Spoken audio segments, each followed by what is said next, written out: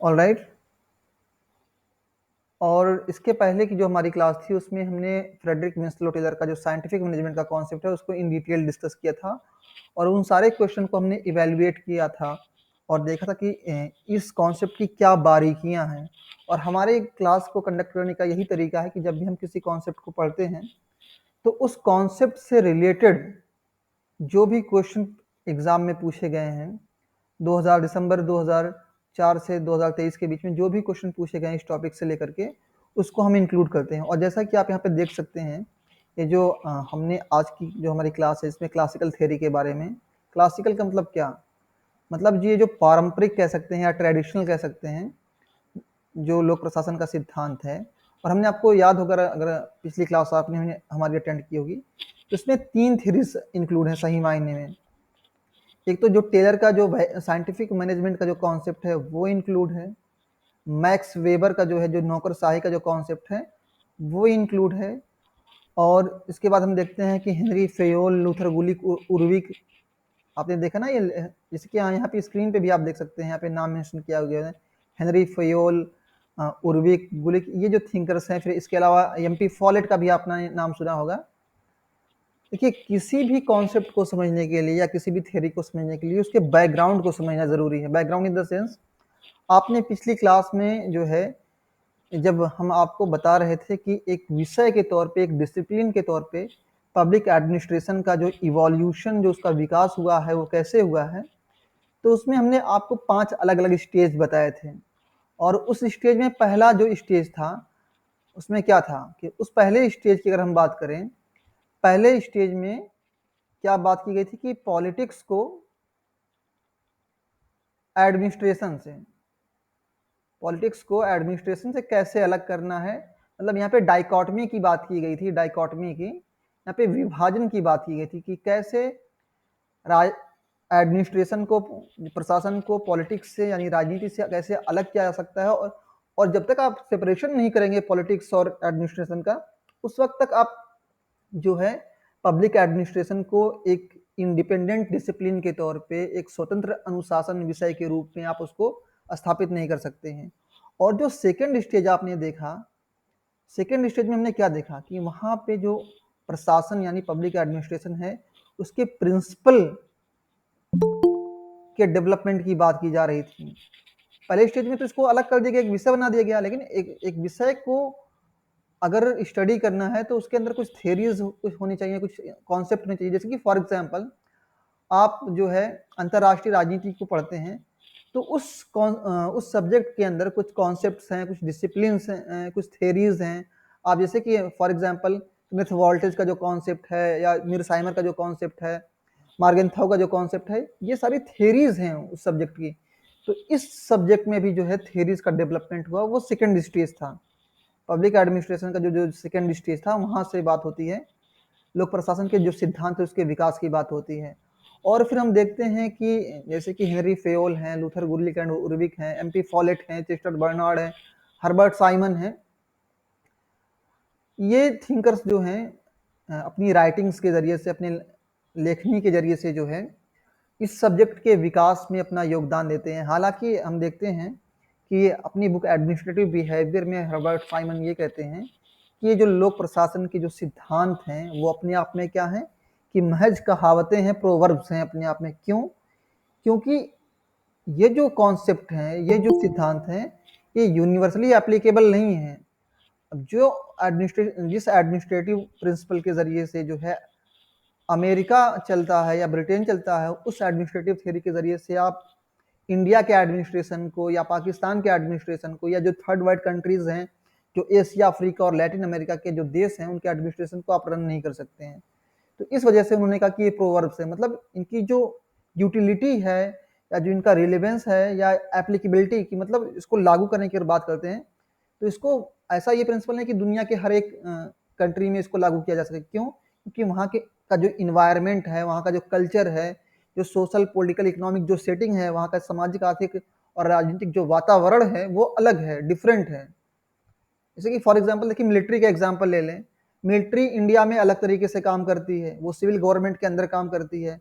वही मिलिट्री जो है पाकिस्तान में जब काम करती है तो वो एक कह सकते हैं कि वो किंग मेकर का रोल प्ले करती है, वो बहुत उसका जो रोल है बहुत ही क्रूशियल हो जाता है। वही आर्मी जो है जब म्यांमार में काम करती है तो उसके काम करने का पैटर्न अलग होता है।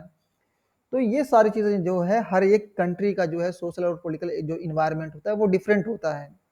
और फिर भी चूंकि इनिशियल स्टेज पे हम देखते हैं कि पब्लिक एडमिनिस्ट्रेशन में क्या है कि सेकंड स्टेज में जो है डेवलपमेंट की बात की जाती है कि कैसे जो है वो कौन कौन से ऐसे सिद्धांत हैं जिसके हिसाब से जो है इसके अनुसार जिसके अकॉर्डिंग जो है एडमिनिस्ट्रेशन काम करते हैं। आपने बहुत ही फेमस एक कॉन्सेप्ट है लूथर गुलिक एंड उरिविक का जो पोस्ट कोर्प की थ्योरी है, पोस्ट कोर्प की थ्योरी आपने सुनी होगी।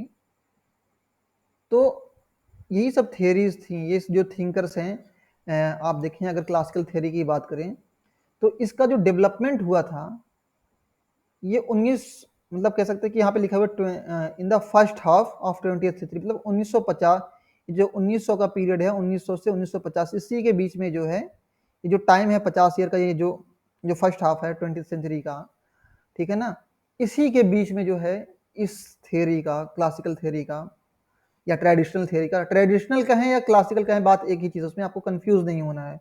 ट्रेडिशनल थ्योरी क्लासिकल थ्योरी एक ही बात है, वो दोनों अलग अलग चीज़ें नहीं है। अभी मैं आपको उसको एलेबोरेट करूंगा। तो लोक प्रशासन में जो है क्लासिकल थ्योरी का जो इवोल्यूशन हुआ है, जो डेवलपमेंट हुआ है, वो 20वीं शताब्दी के प्रथम कह सकते हैं कि जो उसका फर्स्ट फेज है उसके बीच में हुआ है। और ये जो थिंकर्स हैं, आप यहाँ पे इनका नाम देख रहे हैं, हेनरी फेयोल हो गए, लूथर गुलिक एंड उर्विक हो गए, और उसके बाद मूनी एंड रैली हो गए, एमपी फॉलेट हो गई, सेल्टन हो गए, ये थिंकर से इन्होंने कंट्रीब्यूट किया है। और ये थिंकर से इनके नाम पूछे गए हैं एग्जामिनेशन में, इसलिए मैंने स्पेशली मेंशन कर दिया है। और ये जो कह सकते हैं जो क्लासिकल थियरी थी वो अपने पीक पे उस वक्त पहुंचती है जब 1937 में जो है, जब ये जो बुक है papers on the science of administration 1937 में पब्लिश होती है। और इसी बुक में जो है हम देखते हैं कि लूथर गुलिक एंड ओरियोक जो है जो पोस्ट कोर्ब की जो थियरी है, ठीक है ना, इसमें उस कॉन्सेप्ट को, उस आइडिया को जो है वो प्रपोज करते हैं। और अपने आप में जो है लोक प्रशासन के सिद्धांत के विकास की अगर बात करें, उसके थ्योरी के डेवलपमेंट की बात करें, तो उस फेज में जो है, उस कॉन्टेक्स्ट में ये one of the most important book है और एग्जाम में कई बार इसको पूछा गया है, इसलिए कि मैंने क्लियरली मेंशन कर दिया है। और अभी मैंने आपको बताया कि जो क्लासिकल थ्योरी है या फिर ट्रेडिशनल थ्योरी है, दोनों एक ही बात है, दोनों अलग अलग चीज़ नहीं है। क्यों? क्योंकि ये जो क्लासिकल थ्योरी है उसको कई और नाम से जाना जाता है।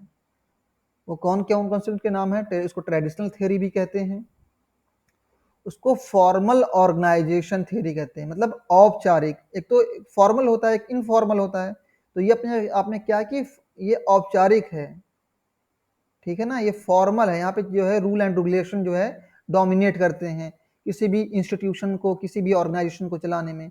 मैकेनिस्टिक थ्योरी क्यों? क्योंकि यहाँ पे रूल एंड रेगुलेशन को फॉलो किया जा रहा है। जो इंडिविजुअल है, जो एक व्यक्ति है या एक कर्मचारी है, एक पर्सनल है, वर्कर है, उसकी जो इंपॉर्टेंस है वो बहुत ही लिमिटेड है, एक कॉग की तरह है। कॉग इन द सेंस कि मतलब एक ऐसे एलिमेंट की तरह है जो बहुत ही ज्यादा मायने नहीं रखता। और जितनी भी आप देखते हैं जो क्लासिकल थ्योरीज है, जिसमें मैंने मैक्स वेबर की थ्योरी बताई, मैंने टेलर के बारे में बात की, और फिर जो है हेनरी फेयोल के बारे में, और ये जो थिंकर्स है Luther Gulick and Urwick, Mooney and Reiley, MP Follett, तो थोड़ा सा उनका अप्रोच थोड़ा सा अलग है। वो थोड़ा सा अब देखें वो बिहेवियरल उनका जो है अप्रोच वो थोड़ा बहुत इस्तेमाल करती हैं, वो एक टर्निंग पॉइंट पे वो स्टैंड करती हैं एमपी फॉलेट। तो ये जो थ्योरी है ये अलग अलग नामों से जानी जाती है। इसको स्ट्रक्चरल थ्योरी भी कहते हैं। क्यों? क्योंकि बेसिक ये स्ट्रक्चर पे फोकस करती है, मतलब किसी भी ऑर्गेनाइजेशन का, किसी भी संगठन का या किसी भी इंस्टीट्यूशन का जो मैकेनिज्म है वो कैसा होना चाहिए। और हर जो है हर ये जो साइमन और मार्च हैं, इसको जो है एडमिनिस्ट्रेटिव मैनेजमेंट थ्योरी के नाम से इसको पुकारते हैं। और आपको याद होगा अगर कल की क्लास जो आपने अटेंड की थी, जो मतलब जो मैंने वीडियो सेंड की थी, उसमें मैंने दो टर्म इस्तेमाल किए थे। एक टर्म था इकोनॉमी ठीक है ना। मतलब क्या है कि आपको जो कॉस्ट ऑफ प्रोडक्शन है, जो लागत है किसी भी प्रोडक्ट को बनाने में जो लागत है उसको रिड्यूस करना है। और प्लस जो है इफिशियंसी, मैंने ये दो टर्म इस्तेमाल किए थे। इफिशियंसी मतलब दक्षता, मतलब इफिशियंट मैनर में, अच्छे जो बेस्ट पॉसिबल वे है उस तरीके से किसी भी इंस्टीट्यूशन में जो है काम को पूरा करने की आवश्यकता है। तो ये जो इनिशियल लेवल पे जो थियरीज हैं पब्लिक एडमिनिस्ट्रेशन की, खासतौर पे जो ट्रेडिशनल थियरी है जिसमें मैक्स वेबर, टेलर और हेनरी फेयोल, लूथर गुलिकन, उर्विक शामिल हैं, इनकी थियरीज में ये चीज़ें कॉमन हैं कि ये इकोनॉमी और इफिशियंसी पे फोकस करते हैं। ओवरऑल जो ट्रेडिशनल पब्लिक एडमिनिस्ट्रेशन है वो इन्हीं दो एलिमेंट पे फोकस करता है कि कैसे एक ऑर्गेनाइजेशन को, एक संगठन को इफिशियंट बनाया जा सके, कैसे वहाँ पे जो कास्ट ऑफ प्रोडक्शन है उसको जो है रिड्यूस किया जा सके। और यहाँ पे देखें क्या लिखा हुआ कि unlike Taylor scientific management which focus on efficiency at the shop of the organization, the classical theory, the broader approach to organization, it is concerned with formal organization, organizational structure as well as the process of administration। देखिए, अगर आपने जो है Frederick Winslow Taylor के scientific management के concept को पढ़ा होगा, तो वो लो लेवल पे बात करते हैं एडमिनिस्ट्रेशन की। Low level in the sense जो वर्कर्स हैं, जो किसी पॉलिसी को, किसी प्रोजेक्ट को जो है वो इम्प्लीमेंट कर रहे हैं, लागू कर रहे हैं, तो कैसे उनको उन प्रोजेक्ट को लागू करना है उस पर वो फोकस करते हैं। मतलब ये देखते हैं कि जो वर्कर्स हैं उसके पास में जो है वो इन्वायरमेंट है कि नहीं जिसमें जो प्रोडक्शन को बढ़ाया जा सके, उसके पास वो ऐसे टूल्स हैं कि नहीं जिसके ज़रिए से वो उस काम को ठीक तरीके से बेस्ट पॉसिबल वे में परफॉर्म कर सके। वहाँ पे जो है टाइम की स्टडी हो रही है कि इस एक पर्टिकुलर टाइम में जो है उस काम को पूरा किया जा रहा है कि नहीं। वहाँ पे मोशन की स्टडी हो रही है कि जितने भी प्रोसेस हैं, किस जो भी एक्टिविटीज़ हो रही हैं किसी ऑर्गेनाइजेशन के अंदर, वो सारे प्रोसीजर को फॉलो किया जा रहा है कि नहीं। जो स्टैंडर्ड सेट किए गए हैं किसी भी उस प्रोडक्ट को बनाने के लिए या उस ऑर्गेनाइजेशन को चलाने के लिए, वो सारे रूल एंड रेगुलेशन को फॉलो किया जा रहा है कि नहीं। जो सजेशन एक साइंटिफिक मैनेजमेंट जो थियरी उसके जरिए से दिए गए हैं। और तो मतलब क्या कि ये बेसिकली वर्कर पे फोकस करता है कि उनके पास टूल्स कैसे होने चाहिए, उनके कार्य करने का तरीका कैसे होना चाहिए, वो टाइम को जो है टाइम बाउंड है कि नहीं, मतलब वो टाइम के विद इन टाइम काम को फुलफिल कर रहे हैं कि नहीं। लेकिन ये जो थियरी है थोड़ा सा डिफरेंट है। मतलब क्या है कि ये वर्कर के साथ साथ मैनेजमेंट पे भी थोड़ा सा फोकस करती है। मैनेजमेंट इन द सेंस कि किसी भी ऑर्गेनाइजेशन के अंदर कोऑर्डिनेशन कैसे करना है, उसका इंटीग्रेशन कैसे करना है, उसमें सामंजस्य कैसे बैठाना है। जैसे कि एक ऑर्गेनाइजेशन के अंदर अलग अलग एक्टिविटीज परफॉर्म की जाती हैं, तो उन सारी गतिविधियों के बीच में, उन सारी एक्टिविटीज के बीच में कैसे कोऑर्डिनेशन बनाना है, तालमेल बैठाना है, कैसे प्रोडक्शन को इंश्योर करना है, उसकी पैकिंग को, उसकी सप्लाई को, उसके डिस्ट्रीब्यूशन को, ये सारी चीजें उसको देखनी है। तो ये वर्कर पे, तो ये जो थ्योरी है वर्कर पे तो फोकस करती है। एट द सेम टाइम जो हायर एडमिनिस्ट्रेशन है जहाँ पे कोऑर्डिनेशन की काम, जैसे फॉर एग्जांपल एक सपोज कि एक एसपी है किसी भी जिले में, जो लॉ एंड ऑर्डर को मेंटेन करने की जो रिस्पॉन्सिबिलिटी है, सपोज कि उसको एसपी की रिस्पॉन्सिबिलिटी है कि वो देखे चीज़ों को।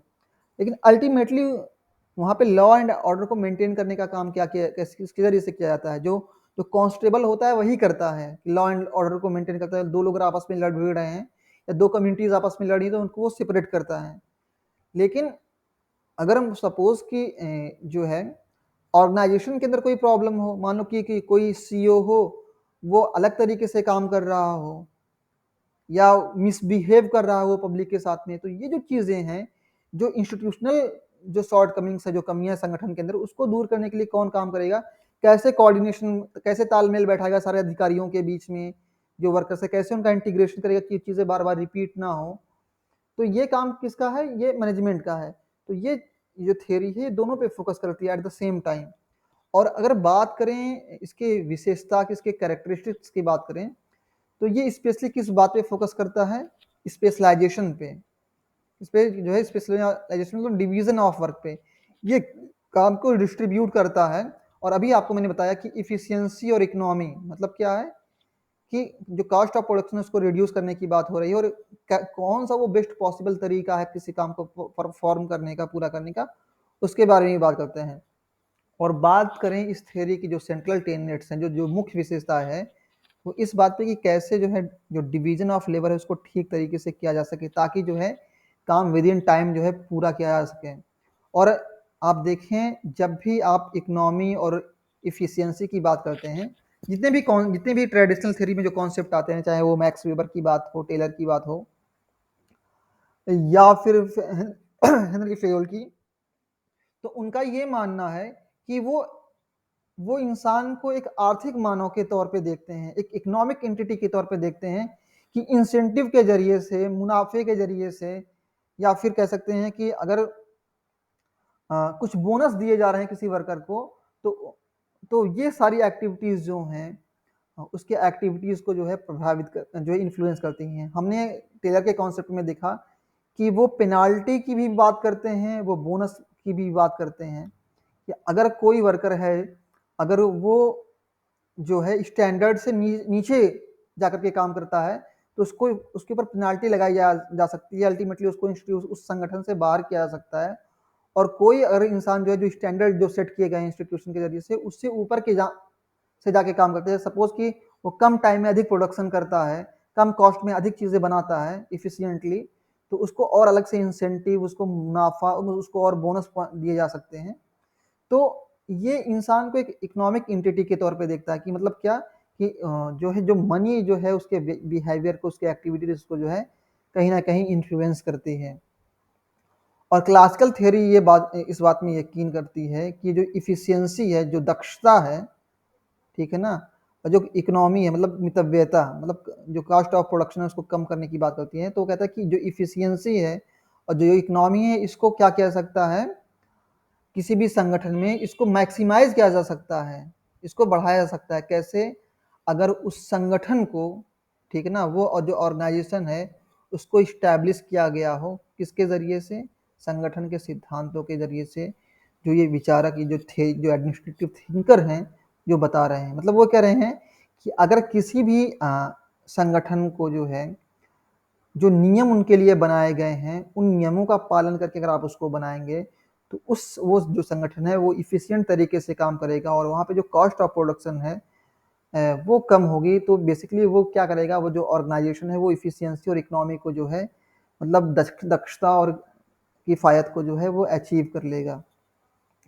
और ये जो थ्योरी आप बात करें, ये जो ट्रेडिशनल थ्योरी है, ये जो क्लासिकल थ्योरी है, अगर इसकी बात करें हम, तो इसका जो मेन जो कंसर्न है वो इस बात पे है कि कैसे हम जो है किसी भी ऑर्गेनाइजेशन के लिए उन प्रिंसिपल को आइडेंटिफाई करें, उनकी पहचान करें, उनको फॉर्मुलेट करें, जिसके ज़रिए से एक संगठन को बेहतरीन तरीके से चलाया जा सके, जिससे वो की इफ़िशियंसी और इकोनॉमी को जो है वो अचीव करे। और वो कहते हैं कि एडमिनिस्ट्रेशन तो एडमिनिस्ट्रेशन होता है, मतलब चाहे वो स्कूल का एडमिनिस्ट्रेशन हो, उसका मैनेजमेंट हो, चाहे फैमिली का मैनेजमेंट हो, चाहे चर्च का हो, या किसी मिनिस्ट्री का हो।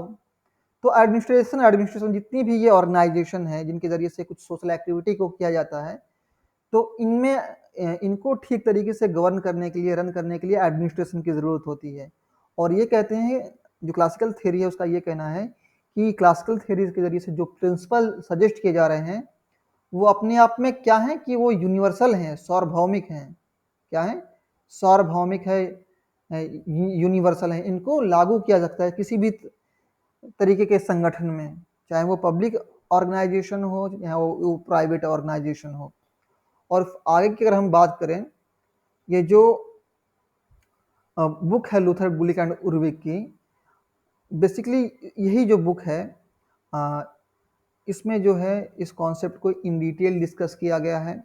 और हम देखते हैं कि ये जो थिंकर्स हैं, ख़ासतौर पे आप जैसे कि आपने यहाँ पे इनका नाम देखा, हेनरी फेयोल और लूथर गुलिक एंड उरिक।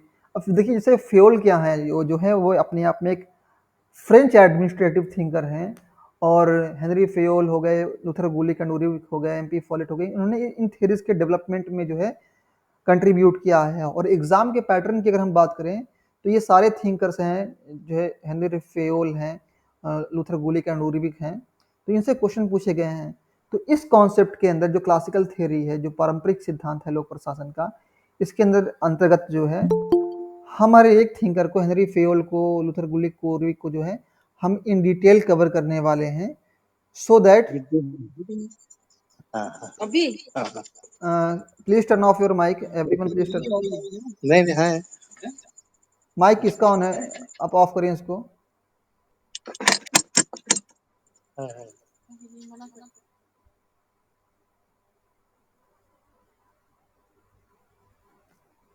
ये जो लोग क्लास को ज्वाइन करते हैं बीच में और माइक ऑन रखते हैं, ये बहुत ही न्यूसेंस क्रिएट करता है और इससे जो क्लास का जो फ्लो है, जो ऑर्डर है ना, वो पूरी तरह से डिस्टर्ब हो जाता है. तो so I request everyone to turn off your mic before joining the class. Okay, तो हम जो है आइए देखते हैं हेनरी फ्योल के बारे में कि उन्होंने क्या उनका क्या योगदान रहा, क्या कंट्रीब्यूशन रहा इस थ्योरी के डेवलपमेंट में. अगर हम बात करें हेनरी फ्योल की, तो वो अपने आप में क्या है कि एक फ्रेंच इंजीनियर हैं और हम कह सकते हैं कि एक फ्रेंच एडमिनिस्ट्रेटिव थिंकर हैं और इनको फादर ऑफ क्लासिकल थियोरी, ये जो लोक प्रशासन का जो कह सकते हैं ट्रेडिशनल या क्लासिकल जो सिद्धांत है, उसके फादर के तौर पे हम जानते हैं उनको. और उनकी 1916 में ये बुक पब्लिश हुई थी, जनरल एंड इंडस्ट्रियल मैनेजमेंट. कब पब्लिश हुई थी? 1916 में. और बाद में जो है 1929 के में जो है आप देख सकते हैं कि इस बुक को जो है ट्रांसलेट किया था इंग्लिश में. बेसिकली ये जो बुक थी वो फ्रेंच लैंग्वेज में थी और इस बुक में इन्होंने अपने थ्योरीज की, अपने आइडियाज़ को जो है डिस्कस किया था. हेनरी फ्योल से यूजीसी नेट एग्जामिनेशन में क्वेश्चन पूछा जाता है कि वो कौन से ऐसे थिंकर्स हैं जो पब्लिक और प्राइवेट एडमिनिस्ट्रेशन के बीच में जो है फ़र्क नहीं करते हैं. मतलब उनका ये मानना है कि एडमिनिस्ट्रेशन तो एडमिनिस्ट्रेशन होता है, चाहे चाहे वो पब्लिक हो चाहे प्राइवेट हो, तो वो इन शॉर्ट पब्लिक और प्राइवेट एडमिनिस्ट्रेशन में किसी तरह का फ़र्क नहीं करते हैं. वो पब्लिक और प्राइवेट एडमिनिस्ट्रेशन के डाइकॉटमी या उनके सेपरेशन की बात नहीं करते हैं. तो उनमें एक थिंकर है हेनरी फेयोल, ठीक है ना, वो उसके बीच में कोई डिस्टिंक्शन नहीं क्रिएट करते हैं. मानते हैं कि दोनों एडमिनिस्ट्रेशन एक ही जैसे हैं, उनके काम करने का जो तरीका है ऑलमोस्ट एक जैसा होता है. और इसी कॉन्टेक्स्ट में उनका एक बहुत फेमस कोट है और एग्जाम में पूछा गया था कि जैसे कि आप यहाँ देख सकते हैं, we are no longer confronted with several administrative science. वो कहते हैं कि जो हमारा जो सामना होता है वो प्रशासन के अलग अलग विज्ञानों से नहीं होता है, बट विथ वन, सिर्फ एक ही सिद्धांत से, प्रशासन के एक सिद्धांत से होता है, which can be applied equally to public and to private affairs. और जैसा कि अभी मैंने आपको शुरुआत में बताया कि जो है जो क्लासिकल थेरिस्ट हैं पब्लिक एडमिनिस्ट्रेशन के, वो इस बात का दावा करते हैं, क्लेम करते हैं कि जो इनकी थेरीज हैं, जो कॉन्सेप्ट हैं इनके, ये सार्वभौमिक है, यूनिवर्सल है. इनको किसी भी ऑर्गेनाइजेशन में जो है इम्प्लीमेंट किया जा सकता है और कुछ हद तक उनके की बातें सही भी हैं. जैसे कि आप देखें जो पोस्ट कोर की जो थ्योरी है, तो हर एक संगठन में जो है ये सारी चीज़ें की जाती है किसी भी प्रोजेक्ट को कंप्लीट करने के लिए. प्लानिंग करना और ऑर्गेनाइज करना, उसमें स्टाफ का सिलेक्शन करना, बजट, ये सब सारी चीज़ें जो है इसमें इंक्लूड हैं. तो यहाँ से अगर हम देखें तो एग्ज़ाम में अगर क्वेश्चन की अगर बात करें तो यहाँ से कई क्वेश्चन पूछे गए कि फादर ऑफ क्लासिकल थ्योरी कौन है, हेनरी फ्योल की बुक का क्या नाम है, वो कब पब्लिश हुई थी, उसका ट्रांसलेशन कब किया गया था, और पब्लिक एडमिनिस्ट्रेशन और प्राइवेट एडमिनिस्ट्रेशन के बीच में ये फ़र्क करते हैं या नहीं करते हैं. और उनका ये जो फेमस कोट है, इसको पूछा गया था यूजीसी नेट एग्जामिनेशन में. और अगर हम बात करें उनके कंट्रीब्यूशन की, बेसिकली यहाँ पे बात हो रही है, तो हेनरी फेयोल का जो कंट्रीब्यूशन है उसको 3 कैटेगरीज में हम डिवाइड कर सकते हैं कि एक तो जो कोई भी औद्योगिक उपक्रम है, ठीक है ना, औद्योगिक उपक्रम, यानी ये जो इंडस्ट्रियल अंडरटेकिंग है उसकी बात करें, उसमें कौन कौन सी एक्टिविटीज़ को परफॉर्म किया जाता है. दूसरा क्या है कि एलिमेंट्स ऑफ एडमिनिस्ट्रेशन, जो प्रशासन के वो कौन कौन से तत्व हैं. और तीसरा क्या है कि प्रिंसिपल ऑफ एडमिनिस्ट्रेशन, जो एक तो एलिमेंट है जो इसके तत्व कौन कौन से हैं, और दूसरा ये कि वो संगठन के कौन कौन से सिद्धांत हैं. तो आइए एक इन तीनों जो पॉइंट्स हैं इनको हम इन डिटेल स्टडी करेंगे. जैसे बात करें किसी उपक्रम के, किसी भी अंडरटेकिंग के, खासतौर पे जो औद्योगिक जो संस्थाएं होती हैं उनमें कौन कौन सी एक्टिविटीज़ की जाती हैं. जैसे फॉर एग्जांपल कोई भी ऑर्गेनाइजेशन हो, यहाँ पे औद्योगिक संस्था हो, कोई इंडस्ट्रियल ऑर्गेनाइजेशन हो, तो वहाँ पे किसी भी एक पर्टिकुलर प्रोडक्ट का या एक से ज़्यादा प्रोडक्ट का प्रोडक्शन किया जाता है, उसका उत्पादन किया जाता है. तो उसको प्रोड्यूस करने के लिए कुछ एक्टिविटीज़ उस ऑर्गेनाइजेशन के ज़रिए से जो है की जाती होंगी। तो वो कहते हैं कि किसी भी इंडस्ट्रियल ऑर्गेनाइजेशन के ज़रिए से जो है जो एक्टिविटीज़ की जाती हैं, ठीक है, उन एक्टिविटीज़ को जो है हम 6 ग्रुप में डिवाइड कर सकते हैं। वो कौन-कौन से हैं? Technical, commercial, financial, security, accounting activities और मैनेजेरियल। तो ये कुछ एक्टिविटीज़ हैं, इनको किया जाता है। तकनीकी में आप ये सब देख सकते हैं, इनका डिटेल दिया गया है। मैं नोट सेंड करूँगा, आप उसको देख लीजिएगा इसमें क्या-क्या चीज़ें इंक्लूड की गई हैं। और फिर आप देखें जो सबसे इम्पोर्टेंट इसमें एक्टिविटी है वो मैनेजरियल एक्टिविटी, जिसमें ऑर्गेनाइजेशन को कैसे बनाना है, उसके लिए प्लानिंग करनी है, ऑर्गेनाइजेशन को बनाना है, लोगों को कमांड देना है, उनके बीच में कोऑर्डिनेशन करना है और कंट्रोल करना है ताकि ऑर्गेनाइजेशन स्मूथली फंक्शन कर सके। और यहाँ पे अगर हम बात करें, जो दूसरा पॉइंट है एलिमेंट्स ऑफ एडमिनिस्ट्रेशन, कि प्रशासन के कौन कौन से तत्व हैं, ठीक है ना। एलिमेंट्स ऑफ एडमिनिस्ट्रेशन मतलब एलिमेंट का मतलब तत्व। तो एडमिनिस्ट्रेशन एलिमेंट्स की बात करें तो क्या क्या चीज़ें यहाँ पे करनी होती हैं। जो एडमिनिस्ट्रेटर होता है किसी भी ऑर्गेनाइजेशन का, उसको कुछ एक्टिविटीज़ करनी होती हैं, कुछ फंक्शन उसको परफॉर्म करने होते हैं। वो कौन कौन से हैं देखें। पहला ये कि उसको ये देख मतलब फोरसी एंड प्लान, उसको जो है फ्यूचर में क्या एक्टिविटीज़ करनी है, उस ऑर्गेनाइजेशन को कैसे उन चीज़ों को जो है मतलब किसी भी ऑर्गेनाइजेशन के अंतर्गत जो एडमिनिस्ट्रेटर होता है, जो उस ऑर्गेनाइजेशन को चलाता है, तो सबसे पहले उसकी जो रिस्पॉन्सिबिलिटी है वो ये कि वो देख सके कि हमारे ऑर्गेनाइजेशन को इन फ्यूचर कौन-कौन सी चीज़ों की ज़रूरत पड़ने वाली है, क्या-क्या करना है उनको, और उसके लिए प्लान की ज़रूरत होती है ताकि जो है वो काम ठीक तरीके से परफॉर्म कर सके। दूसरा ये कि ऑर्गेनाइज़ करने का मतलब ये कि संगठन बनाने के लिए आपको इंफ्रास्ट्रक्चर की भी ज़रूरत है, प्लस वर्कर की भी ज़रूरत है। तो ये दोनों चीज़ें आपको जो है इंश्योर करना। तीसरा ये कि कमांड देना मतलब आदेश देना, ठीक है ना। फॉर एग्ज़ाम्पल किसी काम को अगर विदिन टाइम आपको परफॉर्म करना है, तो उसके लिए आपको क्या करना पड़ेगा कि कमांड देना पड़ेगा, that is to maintain activity among personnel. मतलब यहाँ पे क्या है कि जो जैसे कि उस ऑर्गेनाइजेशन के अंदर जो एक्टिविटीज़ हो रही हैं, इस बात को इंश्योर करना कि उनको जो है जो वर्कर्स हैं, जो पर्सनल हैं, जो कर्मचारी हैं, उन चीज़ों को ठीक तरीके से परफॉर्म कर रहे हैं कि नहीं, और काम जो है ओवरलैप ना हो, एक काम को 2 बार ना किया जा सके। तो इसके लिए ज़रूरी कि उनके बीच में कोऑर्डिनेशन हो, ठीक है ना। उनके बीच में जो जो भी एक्टिविटीज़ वो कर रहे हैं, वो एक्टिविटीज़, वो एफर्ट जो है अपने आप में क्या हो कि यूनिफाइड हो, ठीक है ना। ये ना हो कि उसकी बार बार रिपीटेशन हो। और सबसे इम्पोर्टेंट क्या है इसमें, कंट्रोल। मतलब क्या है कि जो नियम और कायदे बनाए गए हैं, जो रूल एंड रेगुलेशन बनाए गए हैं, उनको फॉलो करके जो है उस टास्क को परफॉर्म करना है। और यहाँ पे हम देख सकते हैं कि जैसे कि आप देख रहे हैं दस एडमिनिस्ट्रेशन अकॉर्डिंग टू फ्यूल, एक ये जो आप देख रहे हैं पीओ, और यहाँ पे ट्रिपल सी लिखा हुआ है, और कुछ किताबों में जो है पोकोक मिलता है। क्या? पो को, ठीक है ना। देखिए यहाँ पे पीओ ट्रिपल सी आप देख रहे हैं, कुछ किताबें में पोकोक मिलता है। तो मतलब क्या है कि ये एडमिनिस्ट्रेशन में इन एक्टिविटीज़ को शामिल किया गया है। प्लानिंग, ऑर्गेनाइजिंग मतलब प्लान बनाना, उसको संगठन को बनाना, आदेश देना, उसको कोऑर्डिनेट करना और कंट्रोल करना। यहाँ से यूजीसी नेट एग्जामिनेशन में पूछा गया था, इसके फुल फॉर्म के बारे में पूछा गया था, इसको ऑर्गेनाइज करने में के लिए कहा गया था। और यहाँ पे देखिए आप देख सकते हैं, यहाँ पे एक क्वेश्चन आप देखें, इसको भी हम डिस्कस करेंगे। उसके पहले आप देखें कि हेनरी फेयोल ये कहते हैं कि किसी भी संगठन में जो प्रशासक होते हैं, जो एडमिनिस्ट्रेटर होते हैं, उनकी भी एट्रीब्यूट्स के बारे में, उनकी भी क्वालिटीज़ के बारे में जो है बात करते हैं। हेनरी फेयोल कहते हैं कि एक एडमिनिस्ट्रेटर के जो एक प्रशासक एडमिनिस्ट्रेटर है, उसके अंदर 6 क्वालिटीज़ होनी चाहिए। कौन कौन सी? वो physical, mental, moral, general education, special knowledge और एक्सपीरियंस। मतलब एक एडमिनिस्ट्रेटर है, जो प्रशासक है, वो फिजिकली फिट होना चाहिए, उसके अंदर इतनी मानसिक क्षमता, मेंटल एबिलिटी होना चाहिए कि वो उस काम को जो है ठीक तरीके से जो है परफॉर्म कर सके। यहाँ पे मॉरल का मतलब यहाँ पे ठीक है ना, कि वो सही गलत के बीच में फ़र्क कर सके।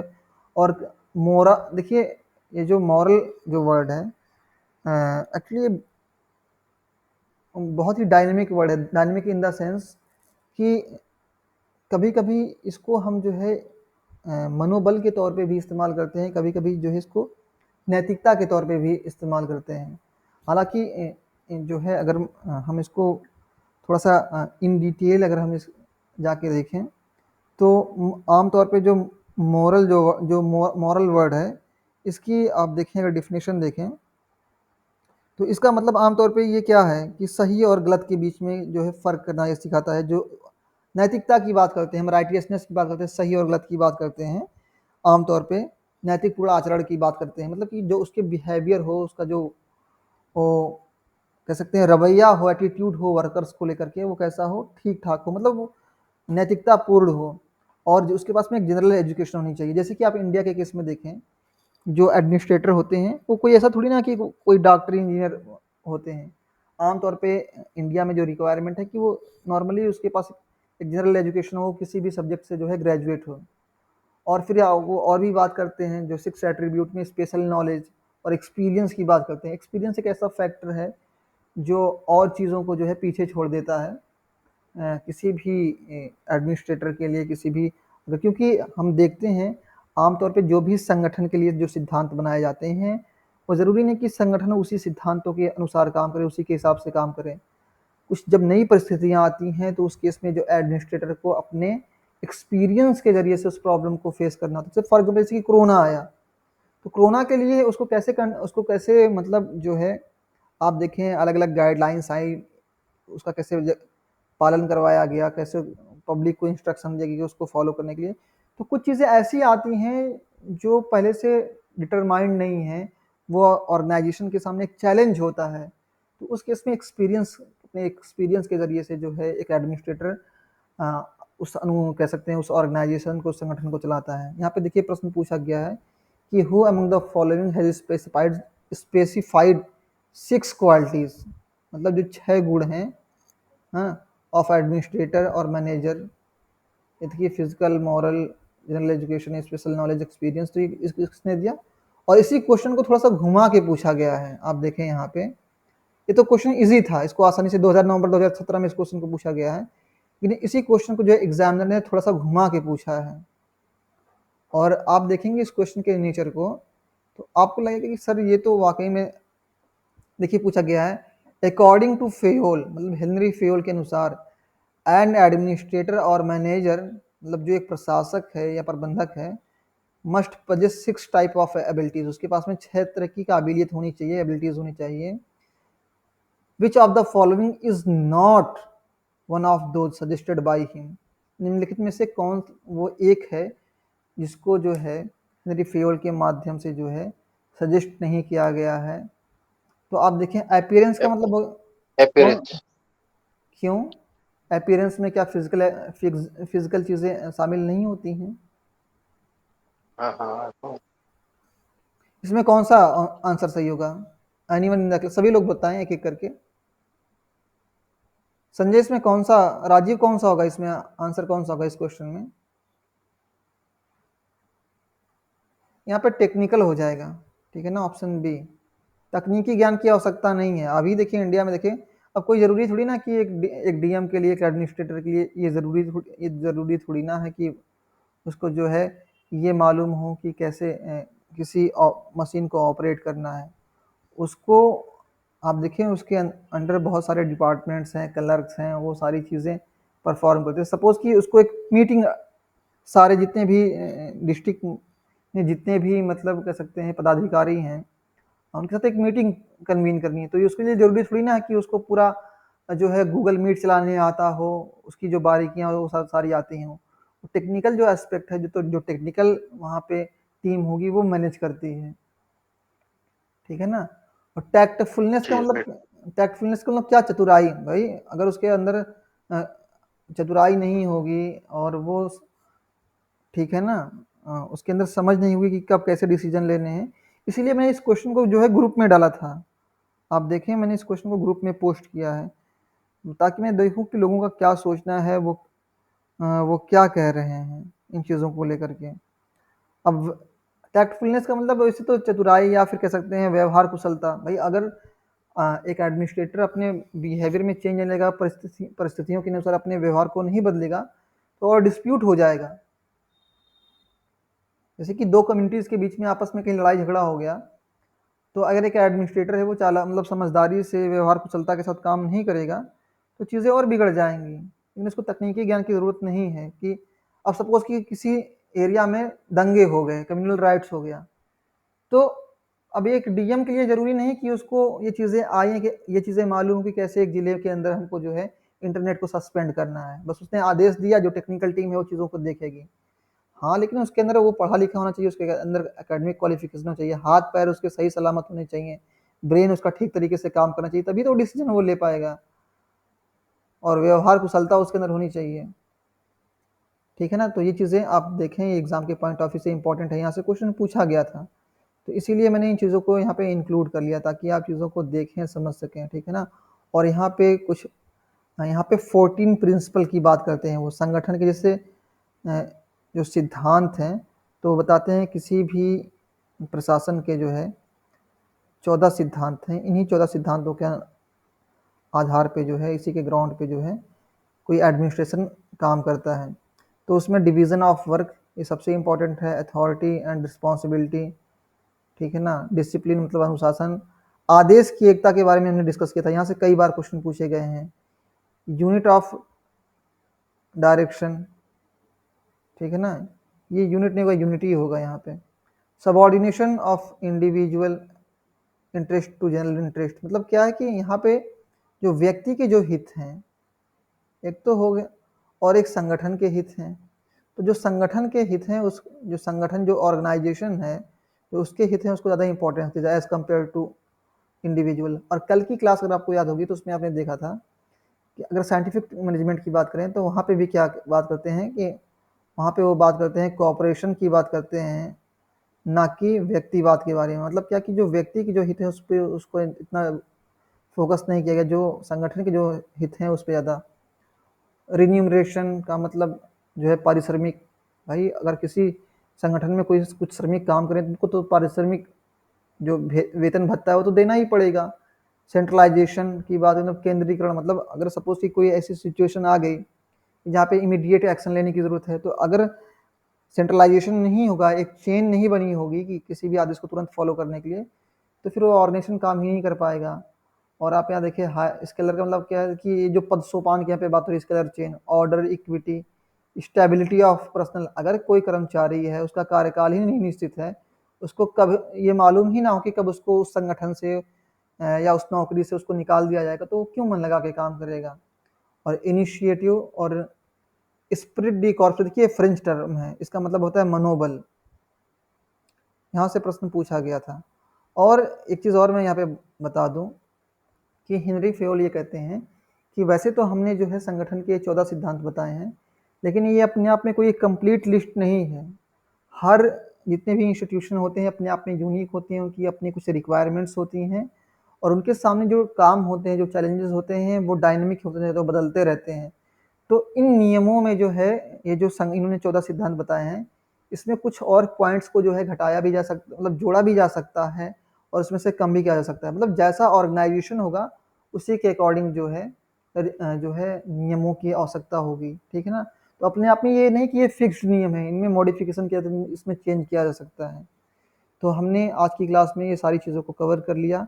स्पेशली जो क्लासिकल थ्योरी है वो किसके बारे में बात करती है, और उसमें जो है हेनरी फेयोल का क्या कंट्रीब्यूशन है, और वो कौन सी किताबें हैं जिनमें उन्होंने अपने आइडियाज़ को डिस्कस किया है, और ये जो किसी भी एक उपक्रम के अंदर, किसी भी संगठन के अंदर कौन कौन सी एक्टिविटी होती है, प्रशासन के कौन कौन से एलिमेंट हैं, तत्व हैं, और संगठन के कौन कौन से सिद्धांत, ये सारी चीज़ें हमने जो है आज की क्लास में कवर कर ली। तो I think we are done for today. अगर किसी को कोई डाउट हो, कोई क्वेश्चन